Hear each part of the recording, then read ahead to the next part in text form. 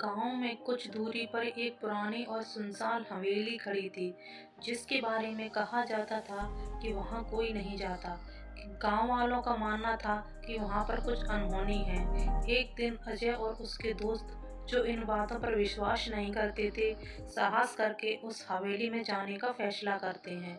शाम ढलते ही वे चारों उन सुनसान हवेली के सामने खड़े हो जाते हैं। हवेली का विशाल दरवाजा धीरे धीरे चमचमाते हुए खुलता है, मानो किसी ने उन्हें अंदर आने का निमंत्रण दिया हो। अंदर घुसते ही हवेली की दीवारों पर पुराने चित्र और टंगे हुए जाले नजर आते हैं। हवेली के अंदर गूंजती खामोशी उन्हें अजीब एहसास करा रही थी। अचानक हवेली के एक कमरे में किसी के चलने की आहट सुनाई देती है।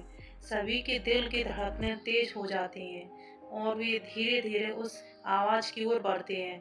कमरे में दाखिल होते ही उन्हें एक पुरानी संदूक नजर आती है। अजय उस संदूक को खोलता है। तभी एक ठंडी हवा का झोंका आता है और सारे दिए बुझ जाते हैं। चारों अंधेरे में फंस जाते हैं। अचानक कमरे में एक छाया प्रकट होती है।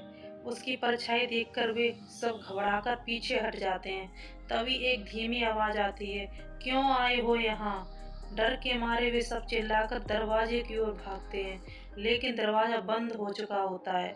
हवेली में गूंजते कदमों और अजीब आवाजों के बीच अजय को एहसास होता है कि यह जगह सच में रहस्यमयी है। वे सब किसी तरह से खिड़की तोड़कर बाहर निकलते हैं और कसम खाते हैं कि दोबारा उस हवेली का नाम भी नहीं लेंगे। हवेली के पीछे छिपा रहस्य क्या था, ये कोई नहीं जान सका। कहानी अच्छी लगी हो तो लाइक करें, सब्सक्राइब करें।